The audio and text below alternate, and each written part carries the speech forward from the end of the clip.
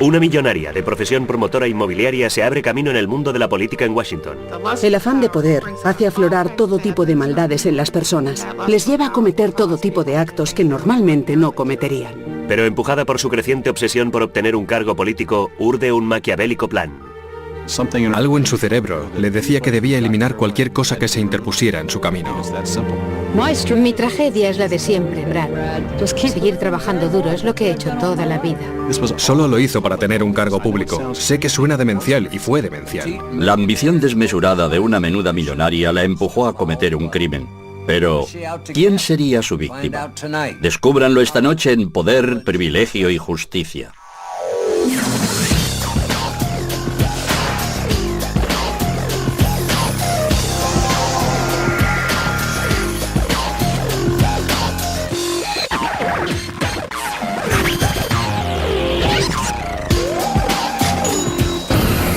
Crímenes imperfectos, ricos y famosos, campaña mortal.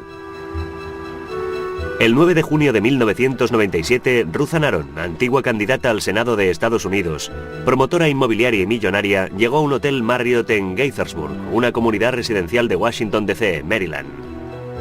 Entró decidida en el vestíbulo y dejó misteriosamente $500 en la recepción antes de desaparecer por la puerta. A continuación, Ruthann, una mujer de 54 años y solo 1,5 metros de altura, se dirigió en coche hacia un club de campo cercano para reunirse con sus influyentes colegas políticos en un torneo de golf con fines benéficos. De hecho, yo estuve jugando al golf con Ruthann Aron aquel día. Era una mujer muy intensa, muy decidida, muy egocéntrica. Pero así es como es casi todo el mundo en la política. Tras recibir un aviso, Ruthann abandonó discretamente el campo de golf. Cuando se dirigía hacia el coche, Ruthann se vio rodeada de policías que la arrestaron y esposaron. El cargo en su contra, incitación al asesinato. Había intentado contratar a un asesino a sueldo. Llegué a casa y me encontré con un mensaje en el teléfono de uno de los canales locales de televisión. ¿Qué opinas sobre Ruthann Aron? Pensé que me estaban preguntando sobre sus posibilidades en la campaña electoral del condado y dije que seguramente tenía bastantes probabilidades de ganar, pero me dijeron, no, estamos hablando de su detención hoy, acusada de intento de asesinato, de un asesinato a sueldo. Me quedé completamente helado, creí que era una broma. En el coche de Ruthann la policía encontró una peluca pelirroja, un buen fajo de billetes de $100, una matrícula de coche robada de Virginia, libros sobre contratar asesinos a sueldo y partes de un silenciador casero. Quizá perdí la cabeza, dijo Ruthann a los detectives. Al caer la noche, Ruthann Aron, la acomodada y triunfadora política, conocida en toda su comunidad como una mujer ambiciosa y sin pelos en la lengua, estaba ya entre rejas.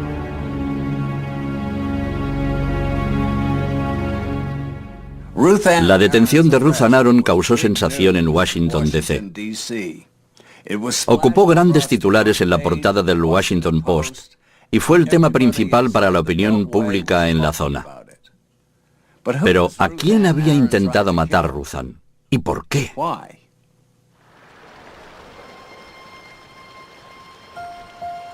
Nacida en 1942, Ruthann creció en las estribaciones de los montes Catskill de Nueva York. Y empezó a trabajar muy pronto en la cafetería propiedad de sus padres, en el pueblo de South Fallsburg. Fue difícil. Era una verdadera chica de clase baja. Ruthann vio cómo era la vida de la clase obrera y creo que se propuso salir de ella en cuanto pudiera. Ruthann se labró fama de ser inteligente y solitaria, y fue aceptada en la prestigiosa Universidad de Cornell. En 1965, Ruthann se casó con Barry Aron, un prometedor estudiante de medicina. La pareja salió a duras penas adelante en la ciudad de Nueva York, mientras el joven Barry terminaba sus estudios de medicina. Ruthann trabajaba, mientras Barry iba a la facultad. Ella tenía que aceptar largas jornadas laborales para sacar adelante a la familia. La pareja tuvo pronto 2 hijos, pero la incipiente carrera médica de Barry les permitió mudarse a un confortable barrio residencial del condado de Montgomery, en Maryland. El condado de Montgomery linda al norte y al oeste con el Capitolio Nacional. Muchos de los habitantes del condado trabajan en los pasillos del poder de Estados Unidos. Ruthann se dedicó por completo a cumplir con su papel de ama de casa suburbana, pero la vida de Ruthann y Barry no era tan apacible como parecía. Los Arons atravesaron tiempos difíciles a principios de los años 70. Barry tuvo una relación extramatrimonial y la pareja se separó durante un tiempo. Barry se marchó de su casa. Tenía una relación con otra mujer, una enfermera del hospital donde trabajaba. Pero tras reconciliarse con Ruthann, volvió a casa. La infidelidad de su esposo hizo que Ruthann decidiera volcarse en sus propias ambiciones. Inició sus estudios de Derecho, con el sector inmobiliario como especialidad. Era una persona tan brillante, tan llena de energía. Era algo evidente para todos. Cuando estaba estudiando Derecho y ocupándose a la vez de sus hijos en casa, era mucho para una sola persona. Armada con su licenciatura en Derecho, Ruthann se introdujo en el lucrativo mundo del sector inmobiliario en los núcleos residenciales de Washington, D.C., en plena expansión durante los años 80. En menos de 10 años, Ruthann participó en 7 promociones inmobiliarias de un alcance comercial enorme, que le reportaron millones de dólares de beneficios. Pero también fue en esta nueva carrera donde Ruthann empezó a dar muestras de un comportamiento extrañamente agresivo, que en más de una ocasión la llevó ante un tribunal. Ejercí la acusación en nombre de algunos clientes, antiguos socios de negocios, que afirmaban haber sido defraudados por Ruthann. Me pareció que lo que había hecho contra mis clientes era despreciable. Era un fraude total, pero ella lo negaba. Ruthann Aron no era moralmente intachable. A pesar de sus problemas legales, Ruthann fue ascendiendo por los empinados peldaños sociales y profesionales de Washington, D.C. Con su propia carrera y la de su marido Barry bien consolidadas, los Aron entraron en la élite social y se mudaron a una enorme mansión de la exclusiva comunidad de Potomac, Maryland. El simple nombre de Potomac evoca imágenes de la tierra prometida. Todos los habitantes de la zona de Washington, D.C. desean vivir en Potomac antes de morir. Allí están las casas más lujosas, la gente más rica, las mejores escuelas. Es el lugar ideal si lo que quieres es una casa grande, con terreno alrededor donde tener caballos. Yo siempre digo que Potomac es el lugar donde va a morir la excitación. Es un lugar tan perfecto, tan formal, tan pudibundo. Si los Aron hubieran vivido en cualquier otra parte de América, habrían estado considerados como la pura encarnación del éxito. La consulta médica de Barry prosperaba y vivían en una casa grande en un barrio lujoso. Pero en Washington el éxito no se mide por el dinero, sino por la influencia política y el poder. Ruthann lo sabía y se propuso obtener un cargo electo. Aquí la política no es ningún juego. Los políticos se entregan completamente. Es un asunto serio, es un deporte sangriento. Ruthann consiguió convertirse en uno de los 5 miembros del prestigioso Comité de Planificación Urbana del Condado de Montgomery, un grupo con una enorme influencia en propiedades inmobiliarias por valor de millones de dólares. Uno de los asuntos más importantes en los barrios residenciales de Washington es el desarrollo urbanístico. Los miembros del Comité de Planificación ocupan un puesto de mucha influencia y poder en el sector.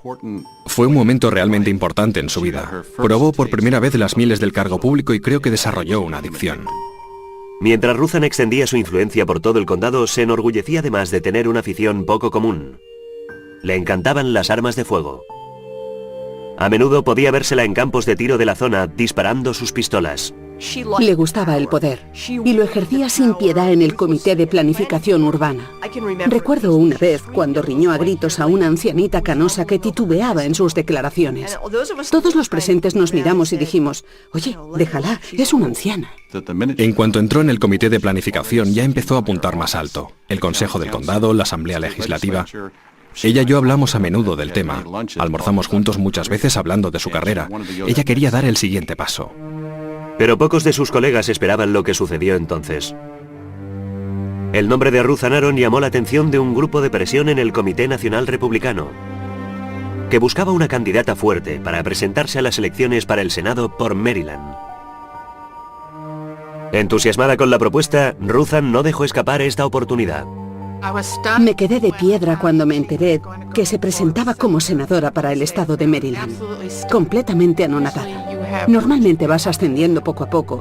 Estar en el comité de planificación sería un paso en esta dirección, pero es muy poco habitual que alguien del comité de planificación se presentara para un cargo a nivel estatal. Lamento tener que mencionar el aspecto financiero. Pensad que no conseguiremos nada sin ganarnos antes a los medios de comunicación.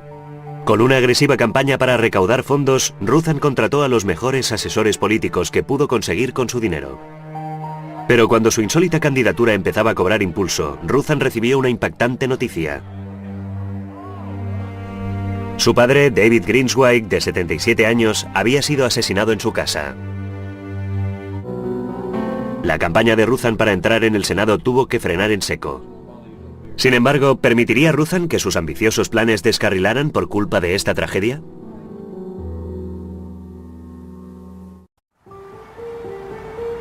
En los últimos días de agosto de 1994, Ruthan Aron, una promotora inmobiliaria millonaria, estaba en el punto de partida de su campaña como candidata al Senado estadounidense por el estado de Maryland. Hemos llegado esta mañana a Baltimore, donde hemos recibido una entusiasta bienvenida. Pero justo cuando su campaña empezaba a calentar motores, Ruthan se enteró de que su padre, David Greenswyk, había sido asesinado.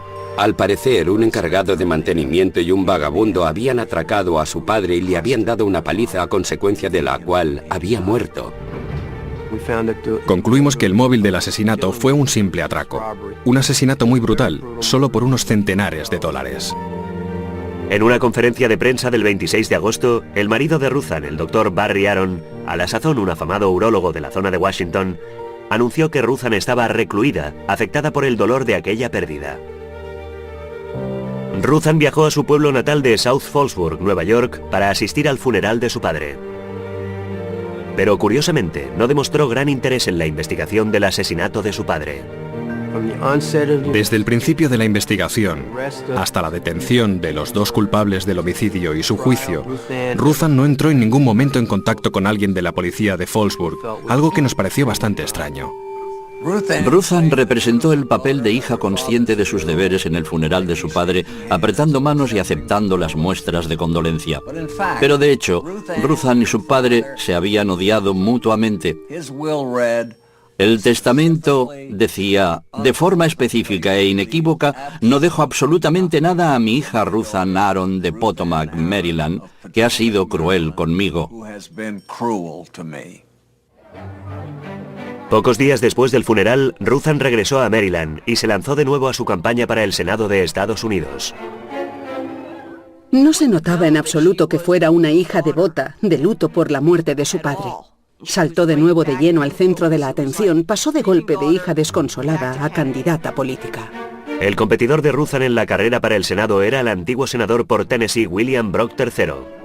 He decidido presentar mi candidatura al Senado de Estados Unidos por el condado de Maryland. Brock tenía mejores contactos e incluso más dinero que Ruthan. Pronto la superó en las encuestas. Desesperada por recuperar su posición en vanguardia, Ruthan empezó a utilizar el asesinato de su padre como arma política. El miércoles pasado, mi padre, David Greenswyk, fue brutalmente asesinado durante un atraco. Yo crecí en una América segura. ¿Qué es lo que nos está pasando? Con la popularidad de Ruthan disparándose en las encuestas, su campaña empezó a incluir ataques a su contrincante. Según una encuesta publicada por el Baltimore Sun, la gente preferiría competir contra Bill Brock que contra mi candidatura, y lo comprendo perfectamente. Bill Brock ha trabajado para 5 gobiernos extranjeros y este año se presentó para Tennessee. Eso es política. Yo no soy política, soy una empresaria. Brock a su vez contraatacó en una conferencia de prensa acusando a Ruthan de haber sido condenada por fraude en la década de los 80. El Baltimore Sun publica que mientras estaba tan ocupada enriqueciéndose con la especulación inmobiliaria, Ruthan Aron se olvidó de atenerse a la ley. Ha reconocido al Baltimore Sun que tuvo que pagar más de $300.000 por culpa de su actividad delictiva. Nosotros podemos hacerlo mejor. Voten a Bill Brock para el Senado de Estados Unidos. Era bastante normal en este tipo de carrera a nivel estatal.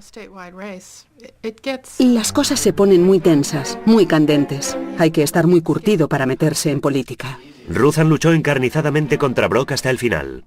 Mi estrategia es la misma de siempre, Brad. Estar al lado de los ciudadanos de Maryland y trabajar muy duro. Es lo que siempre he hecho.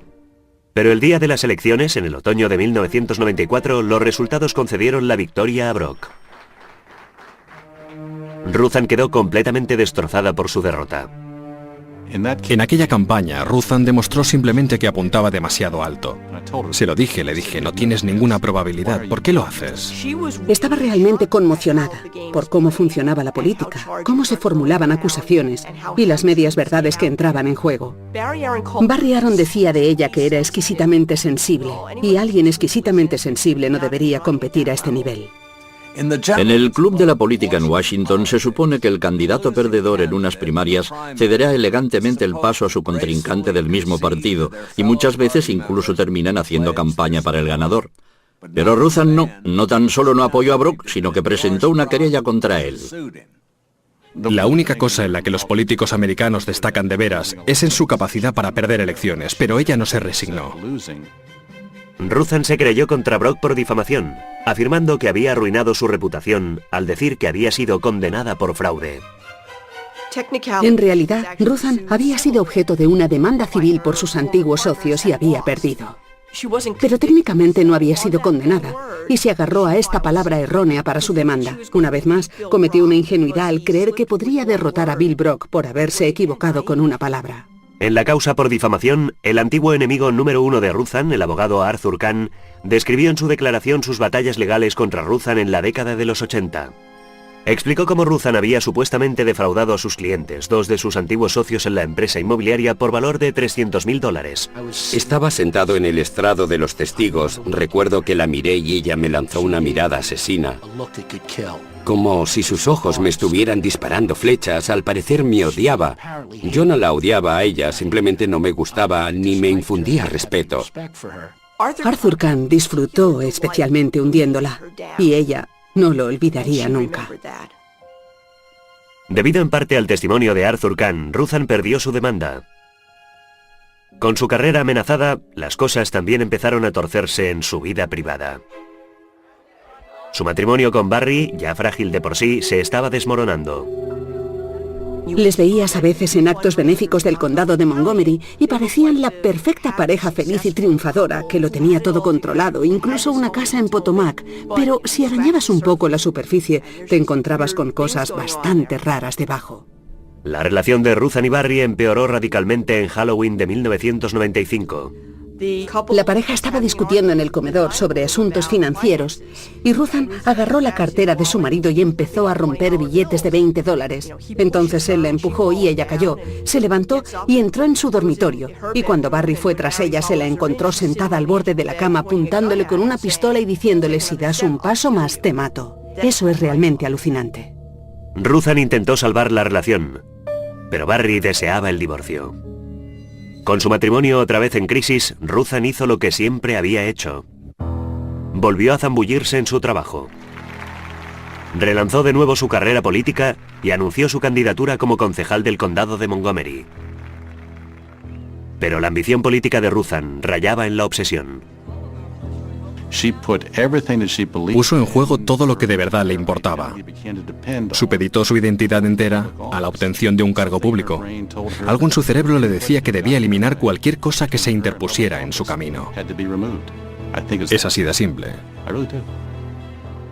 Fue hacia esta época cuando Ruthan empezó a visitar en secreto el sitio web de Paladin Press, una editorial de Colorado especializada en temas de mercenarios. Estaba especialmente interesada en el título más destacado de la editorial: Asesino a sueldo, manual para contratistas independientes. Algo le estaba rondando por la cabeza.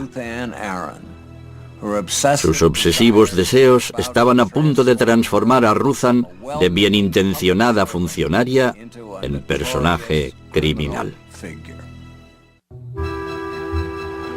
En la primavera de 1997, Ruthan Aron, promotora inmobiliaria muy acaudalada y ambiciosa política del condado de Montgomery, estaba empezando a dar muestras de un extraño comportamiento.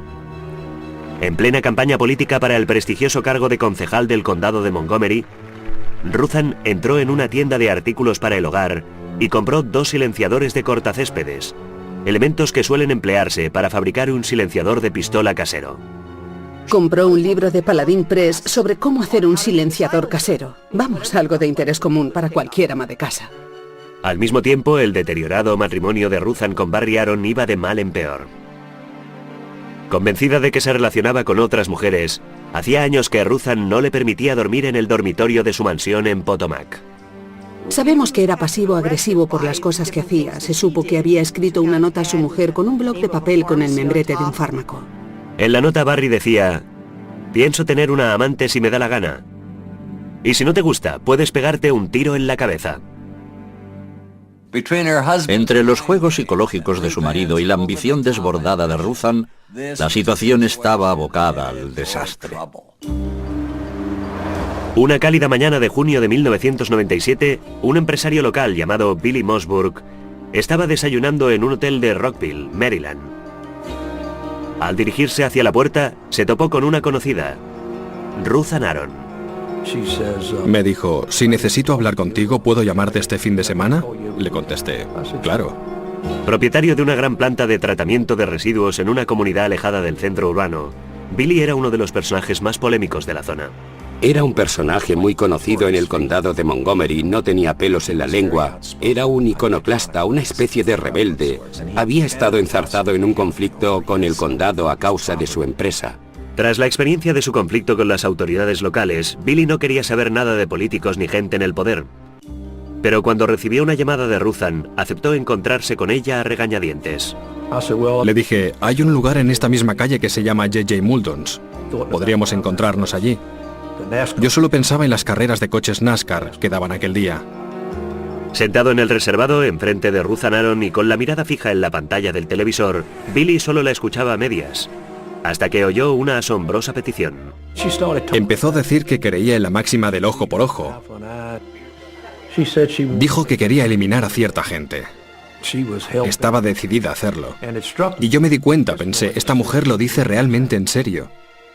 Quiere matar a alguien. Ruthann quería que asesinaran a alguien y pidió ayuda a Billy. No le dijo en ningún momento el nombre de la supuesta víctima, pero su petición asustó a Billy. ¿Por qué demonios me lo pediría a mí? No tengo ni idea, pero ¿de qué va todo este asunto? Yo había tenido ciertos roces con las autoridades locales y empecé a pensar, esta mujer está metida en política, esto debe ser una trampa.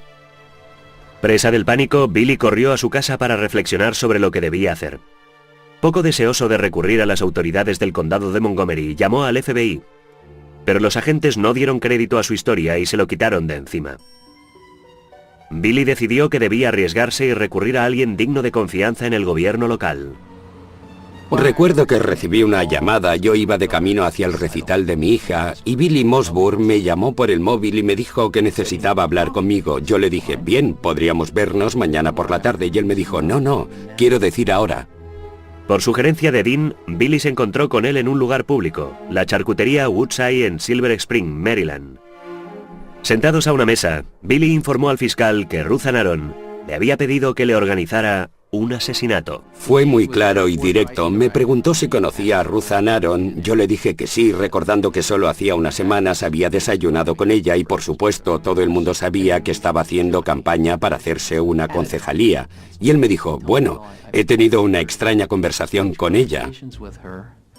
Él me dijo, bueno, ¿en quién confías? Y yo le contesté, no confío en ninguno de vosotros, no confío en el gobierno, no confío en la justicia. Pensé para mis adentros que quizá Billy no lo había entendido bien, de veras pensaba que debía tratarse de un malentendido. A pesar de sus dudas, Dean condujo a Billy Mossburg a la comisaría de policía de Rockville. Lo más importante era, ¿corre alguien peligro ahora mismo? Eso es lo que debíamos descubrir de inmediato. Billy fue interrogado por los escépticos agentes que sospechaban de su veracidad porque no podía darles el nombre de la víctima potencial de Ruthann. No fue una entrevista, fue un interrogatorio de 3 o 4 horas. Billy Mossburg tenía tanto miedo de terminar en la cárcel por una supuesta acusación falsa contra Ruthann que durante una pausa se fue a un bar cercano y pidió 2 hamburguesas de queso extra grandes, pensando que sería su última comida en libertad. Teníamos que asegurarnos si todo lo que Billy decía era cierto, entonces teníamos que interponer una acción judicial contra Ruthann Aron. No íbamos a cubrirle las espaldas. El sargento me preguntó, ¿estás dispuesto a ayudarnos? Y yo le dije, porque si no iba a estar aquí. Le hicieron subir a su propio coche, le pincharon el móvil y le dijeron que llamara a Ruthann Aron. Lo hizo. Y ellos escucharon y pronto se desvanecieron sus dudas. Ruthann. Billy. Hola Ruthann, ¿qué tal estás? Muy bien, encantada de hablar contigo. ¿Hay tan poca gente con la que puedas hablar de veras? Estaba pensando sobre aquel tema que discutimos el otro día. Sí, ¿quieres que volvamos a encontrarnos este fin de semana? Ruthann le dijo a Billy que quería verle de nuevo para seguir planeando el golpe. Eso es precisamente lo que yo quiero, para hablar contigo de ciertos detalles. Vale. Quiero asegurarme de que tú y yo nos entendemos de veras, de que todo saldrá bien. Vale. Y reunir el dinero. Sí. En esta primera conversación, ella corroboró básicamente la historia de Billy Mossburg, al recordar su encuentro anterior y para qué quería que le ayudara. Fue entonces cuando la investigación empezó realmente a tomar forma. La policía se dio cuenta de que debían actuar con celeridad. Ruthann Aron quería matar a alguien. Pero ¿quién era la supuesta víctima? ¿Y por qué quería asesinarla? En la primera semana de junio de 1997, la promotora inmobiliaria millonaria y conocida candidata a una concejalía del condado de Montgomery, Ruthann Aron, había entrado en contacto con un empresario local llamado Billy Mossburg y le había pedido que organizara un asesinato. Estaba buscando un asesino a sueldo y recurrió a Billy pensando que era de su propia cuerda. Solo conocía a esa mujer de haber estado con ella unos 20 minutos y de repente se presenta y me pide que sea un asesino a sueldo. Algo no encajaba en esta historia. Temeroso de que se tratara de una trampa, Billy se dirigió a la policía en secreto. La policía indicó a Billy Mossburg que organizara otro encuentro. Seguramente cundió la inquietud cuando Ruthann insistió en encontrarse con Billy en el campo de tiro local. La policía tenía una camioneta de vigilancia en el campo de tiro y Billy llevaba un micrófono. Esperaban que Ruthann no lo descubriera.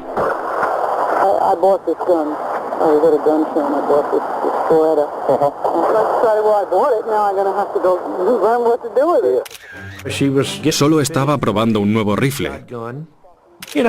Y yo empecé a pensar, eso es realmente extraño. Pero luego me vino a la cabeza una idea. Así es la política en el condado de Montgomery. Billy dio a Ruthann el número de teléfono del supuesto asesino a sueldo. Estoy seguro de que es la persona adecuada para hacer el trabajo que tú quieres. Pero ¿cómo sabes que podemos fiarnos de él? Bueno, yo me fío de él. Pero hemos de estar seguros. Yo solo sé que ha tenido otros clientes y que están satisfechos. ¿Y podremos contar con él? Seguro que podemos contar con él. Pero aquel número de teléfono no correspondía al de un asesino a sueldo, sino al detective Terry Ryan, policía del condado de Montgomery. A la mañana siguiente, Ruthann cruzó en su coche todo el condado hasta un teléfono público de Sears, en un destartalado centro comercial. Desde allí llamó al detective Ryan, convencida de que era un verdadero pistolero. Usted no me conoce de nada. No. Ni yo la conozco de nada a usted. Así es como tiene que ser. Está bien. Me conocerá por la prensa. Pero tendríamos que hablar del tema. Vale. No pienso engañarla, ¿sabe? Ya me pondré yo en contacto con usted, ¿comprendido? Está bien. Ryan aceptó llevar a cabo un homicidio para Ruthann por $10.000 en efectivo. Acordaron que el pago se realizaría cuando la prensa publicara el obituario de la víctima. Luego el detective le preguntó la identidad de la víctima. Y Ruthann le reveló el nombre de la persona que deseaba asesinar. El apellido de la persona es K-A-H-N. ¿Y el nombre? Arthur. La víctima del asesinato sería Arthur Kahn, el abogado que había atacado virulentamente a Ruthann durante la demanda que ésta había interpuesto contra su antiguo rival político, William Brock. El detective Ryan y su equipo tenían que actuar rápido, reunir suficientes pruebas para detener a Ruthann antes de que pudiera contratar a otro pistolero para asesinar a Kahn, o incluso intentar hacer el trabajo en persona. Mientras tanto, Ruthann empezó a sentirse inquieta acerca de su plan, y empezó a llamar obsesivamente a Billy Mossburg para tranquilizarse. Oye, Billy, tú no me tenderías una trampa, ¿verdad? ¿Por qué haría yo eso? ¿Estás seguro de que ese tipo no es un policía de paisano? La persona que me lo ha recomendado me debe la vida. Ya. Y me ha asegurado que es un tipo legal. Son legendarias. Hay 15 cintas grabadas. Todas son verdaderas joyas. Las escuchas y te parece increíble lo que estás oyendo. Oye, cariño, tú ya sabes que te quiero, ¿verdad? Claro. ¿Te importaría llamarme Sam a partir de ahora? Claro que no, Sam. Aquí estaba esa mujer, una millonaria, un personaje destacado de la comunidad, que hablaba de Arthur Kahn por primera vez. Pero luego, todo se vuelve todavía más extraño. Al día siguiente, Ruthann se dirigió hacia una cabina telefónica en un centro comercial cerca de su casa en Potomac. Llamó al detective Ryan y le sorprendió con una petición realmente estremecedora. Le dijo que tenía otra persona que quería que matara a 2 personas. Ruthann le encargó otro asesinato y aceptó pagarle otros $10.000 en efectivo. Son 2 trabajos y no puedo hacerlo yo sola. Esta segunda persona tiene que parecer un accidente. ¿Dónde puedo encontrar a esa persona? Trabaja en un edificio de oficinas al lado del Hospital Adventista. A como Apple, R-O-N. ¿Y el nombre de pila? Nombre propio B como Roy, A-R-R-Y. Le dio una descripción de su marido. Le dio el número de la matrícula de su coche. Ruthann no mencionó en ningún momento que Barry Aaron fuera su marido. Ryan le preguntó a quién debía matar primero, a Arthur Kahn o a Barry Aaron. ¿Cuál de los dos será el primero?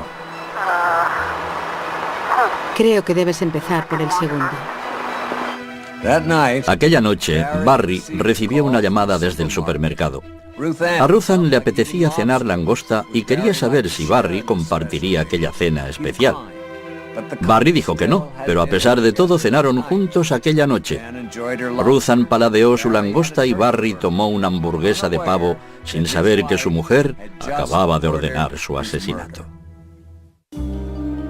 Ruthann asombró a la policía de Maryland al contratar por teléfono al detective Terry Ryan, un policía de paisano que pretendía ser un asesino a sueldo para que llevara a cabo 2 asesinatos. Una de las víctimas debía ser Arthur Kahn, un abogado que Ruthann despreciaba por haber declarado en su contra durante una causa por difamación. La segunda víctima era el doctor Barry Aaron, con la que llevaba casada más de 30 años.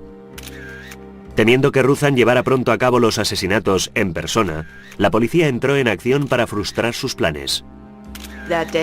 Fue un día muy raro. Terry Ryan, el agente de policía, le dijo que metiera $500 en un sobre acolchado con el nombre de una empresa ficticia y lo dejara en la recepción de un hotel Marriott en Gaithersburg. Poco podía imaginarse Ruthann que mientras se preparaba para pagar un adelanto de 2 asesinatos por contrato, alguien vigilaba sus más mínimos movimientos. Los alrededores del hotel eran un hervidero de policías y detectives. Supongo que debe ser propensa al dramatismo, porque se compró un sombrero de ala ancha, gafas de sol y una gabardina muy larga. Se dirigió hacia el rincón más alejado del aparcamiento, lejos del vestíbulo del hotel, y se disfrazó. Y luego entró simplemente, depositó el adelanto y sin alejarse demasiado del hotel, se quitó el disfraz y se quedó vestida para ir a jugar al golf. Tras dejar el adelanto para los asesinatos, Ruthann se dirigió hacia el campo de golf. Se fue a jugar al golf con amigos suyos del comité de planificación, charló con ellos y se comportó como si no pasara nada especial en su vida. Estuvimos todos allí reunidos antes del partido y ella repartía apretones de mano como un político. Era amable, no parecía sucederle nada especial y se marchó temprano. El detective Ryan llamó a Ruthann por última vez. Recibió una llamada del policía para asegurarse de que era realmente este su encargo. Dijo, ya tengo el adelanto. A menos que me diga lo contrario, ya puedo darlo por hecho. Y ella le contestó con voz muy tranquila. Le dijo que eso era lo que quería. Bueno, ¿estamos de acuerdo entonces? Sí. Dentro de un par de semanas la llamaré para hablar del siguiente paso. De acuerdo. No tardaré mucho, tendré que largarme pronto. Muy bien. Nos pareció ser una prueba irrefutable de que se trataba de una tentativa de asesinato por encargo, planificado con toda tranquilidad y sangre fría. Cuando Ruthann se dirigía hacia su coche, la policía se adelantó y la detuvo. Con Ruthann detenida, los detectives empezaron a reunir todas las pruebas en su contra. Cuando la detuvieron nadie podía creer que se tratara de ella. Tenía que haber algún error. La policía debía haberse equivocado. Pero en el coche de Ruthann encontraron numerosos indicios de sus intenciones asesinas. Los investigadores incluso sospecharon que quizá tuviera la intención de llevar a cabo los asesinatos ella misma. Creo que no hay duda de que había pensado en hacerlo ella misma, Pero no supimos lo avanzado de estos planes hasta que registramos su hogar. La policía entró rápidamente en la mansión de Potomac de los Aaron. En el armario de Ruthan encontraron un gran rifle de asalto militar. Cerca, un trozo de papel con 3 nombres escritos: Barry Aaron, Arthur Kahn y John Harrison, otro abogado que había testificado contra Ruthan en el pasado. Pensaba que también se interponía en su camino y que tenía que librarse de él. La policía supuso que era la lista de asesinatos de Ruthan. Lo más curioso de todo fue el hallazgo de un recipiente de farmacia lleno de un extraño polvo blanco. Enviaron el frasco al laboratorio de la policía para que lo analizaran. Entre otros intentos para armar el rompecabezas, los detectives preguntaron a un atónito Barry Aaron si recordaba algo especialmente extraño que hubiera sucedido recientemente en su casa. El doctor Aaron nos contó una historia muy curiosa. Una noche ella se ofreció a prepararle su plato favorito a base de chile. Observó que añadía un ingrediente blanco al plato, pero supuso que sería alguna especia. Ella no probó la comida. Él tomó un par de raciones, entonces se había sentado en una tumbona y se había quedado dormido hasta las 9:30 del día siguiente. Al despertar dijo que se sentía como si le hubiera atropellado un camión. Los resultados del laboratorio confirmaron las sospechas de los investigadores. El recipiente contenía una mezcla potencialmente letal de fármacos. La fiscalía añadió intento de asesinato a los cargos contra Ruthan.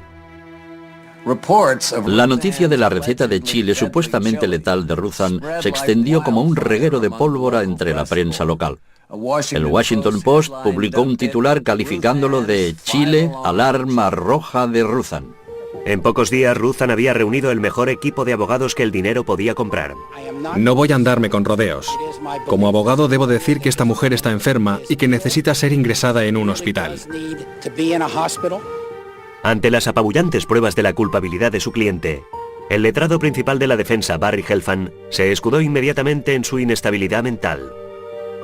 Tenía dinero, por lo tanto dimos por supuesto que su defensa estaría muy bien preparada. No estábamos seguros de qué dirección tomaría, pero al final vimos que se basaría en el estado mental de la acusada. Era totalmente inverosímil una persona que el día antes estaba tranquilamente jugando al golf, totalmente serena y normal, y de repente se decía que estaba mal de la cabeza. No está loca. No es buena persona, pero no está loca. Y si no fuera por su dinero y su abogado, esto no estaría sucediendo. Creo que algo debió hacer clic en su cabeza. Perdió por completo la razón. Ahora la cuestión es, ¿cuál es el estándar legal de la demencia? ¿Se aplicaba en este caso? Quiero decir, ella no andaba babeando por ahí, no se arrastraba por el suelo. Pero en mi opinión había perdido por completo la razón. El proceso judicial más sonado en la historia del condado de Montgomery estaba a punto de empezar y todo Washington se preguntaba lo mismo. ¿Podría Ruthan convencer a un jurado de que estaba realmente loca? Ruthan Aaron estaba a punto de comparecer ante un tribunal acusada de 2 tentativas de asesinato por encargo. El equipo legal que asumía su defensa presentó una sucesión de costosos expertos psiquiátricos que certificaron su inestabilidad emocional. La defensa afirmó que Ruthan sufría un trauma psicológico causado por los abusos de su padre cuando era pequeña. Todo el proceso terminó siendo una especie de batalla entre médicos. La fiscalía presentó 4 doctores. Ruthan Aaron contrató a 8. Y todos y cada uno de ellos apuntó un motivo distinto por el que Ruthan podría haber hecho algo como eso. Un doctor que testificó para la defensa afirmó que Ruthan tenía una segunda personalidad llamada Alex Anders, porque había encargado sus libros sobre mercenarios bajo este nombre. Nadie pretendía negar que Ruthan no tuviera ciertos problemas mentales, pero la enfermedad mental no exime automáticamente de la responsabilidad criminal. No es una defensa automática. Tras 6 semanas de testimonios, la causa terminó de repente en proceso nulo porque un solo miembro del jurado, que se negaba a declararla culpable, impidió llegar a un veredicto. Pero los problemas legales de Ruthan no se habían terminado, ni mucho menos. Inmediatamente la fiscalía llevó de nuevo el caso ante un tribunal en un segundo proceso. Justo antes de que el jurado se retirara a deliberar, Ruthan cambió su declaración y decidió abandonar la lucha. Poniéndose por completo en manos del tribunal y confiando en su clemencia, Ruzan abandonó su defensa basada en la enajenación mental y decidió no refutar la acusación, admitiendo así implícitamente su culpabilidad. Supongo que decidió que había llegado el momento de izar la bandera blanca, intentar salvar algo de todo aquello. El 24 de noviembre de 1998, Ruzan fue condenada a 3 años en la penitenciaría del condado, además del tiempo ya pasado en detención. Aunque se habían retirado los cargos de intento de asesinato, basado en el supuesto envenenamiento de su marido Barry, Ruzan siguió batallando, incluso entre rejas. A pesar de estar en la cárcel, Ruzan no quería renunciar al cargo en el comité de planificación que tanto apreciaba.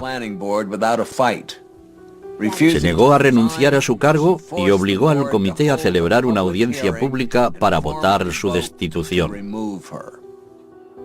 En medio de su proceso de divorcio, todavía en marcha, el marido de Ruzan, Barry, presentó una demanda civil adicional por valor de $7,5 millones contra Ruzan por daños emocionales. Ruzan contraatacó demandándole por $24 millones, porque, según afirmó, Barry le había recetado dosis abusivas de fármacos adictivos como Xanax, Valium y Alcion. Los esposos separados cerraron por fin su litigio en 2001 con un acuerdo financiero que no ha trascendido. Para mí, la moraleja de esta historia es equilibrio personal. Puedes obsesionarte tanto en alcanzar tu objetivo, en triunfar en algún campo, que pierdes toda la perspectiva. Creo que esto es lo que pasó en este caso. Ruzan Aaron empezó como cualquier otro político, pero de alguna manera se fue obsesionando hasta el punto de perder la razón. Y al final, tuvo que pagar el precio. Siempre se dice que el poder corrompe. Realmente no valía la pena que Ruzan perdiera toda su humanidad en esta búsqueda del poder. Al final, ya no era la persona que yo había conocido. A finales de 2001, Ruzan salió de la cárcel y se trasladó a otro estado donde vive bajo otro nombre. Pero para algunos, por lejos que esté, el hecho de que Ruzan ya esté en la calle es motivo de gran inquietud. Mucha gente del condado estaba preocupada. Temían que Ruzan al salir de la cárcel quisiera resarcirse o vengarse de alguna manera si decían algo negativo acerca de ella. Quizás serían ellos los siguientes en su lista. Sí, es capaz de cualquier cosa. Por todo lo que sé de ella ahora, es capaz de cualquier cosa. No hay día en que no se me pase por la cabeza que esa mujer puede presentarse de repente y que seguramente tengo en mi armario una camiseta con una diana estampada. Cuando pienso en Ruzan Aaron, pienso que es la clase de persona que incluso en su lecho de muerte estará maquinando su venganza. Hará cerca de un año vi un coche desconocido en mi garaje, fuera de lugar. Empiezas a imaginarte cosas. Quizás sea ella que ha venido a por mí. ¿Quién hubiera podido imaginar que una menuda y acomodada señora de Potomac sería capaz de infundir tanto temor en toda una comunidad? En la zona de Washington, D.C., el nombre de Ruzan Aaron estará para siempre vinculado con este temor. Dominic Dunne para la televisión judicial.